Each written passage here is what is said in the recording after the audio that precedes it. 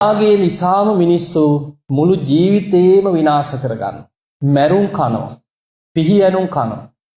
පවුල් පිටින් විනාශ කරගන්න.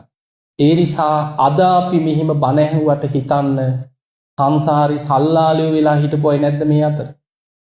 ආයි නිකන් බොරුවට නිකන් අනේ අපි නම් එහෙම නෑ කියලා හිතන්න එපා. ඒක තමයි සංසාරේ හැටි. කොච්චර මැරුම් කාලයක්ද ඕවා නිසා. කොච්චර ගුටි කාලයක්ද සසරේ. දැන් එච්චර සංසාරේ ඔය රාගය නිසා දුක් විඳ ආවත් ඇති වුණාද? අවසානයක් නැහැ. ඒ රාගයේ නැමැති ගින්නෙන් දැවි විනාශ වෙවි පිච්චි යනවා. රාගය නිසා මිනිස්සු පුදුමාකාර පීඩාවන්ට දුකට අනතුරු වලට පත් වෙනවා. ඒ නිසා බුදුරජාණන් වහන්සේ පෙන්නනවා මහණෙනි රාගය හා සමාන ගින්නක් නැහැ කියලා. අවුරුදු 100න් 15ට ආයුෂ පිරිහෙනකොට විකෘති රාගය කියලා එකක් ලෝකේ බලවත් වෙනවා කියනවා.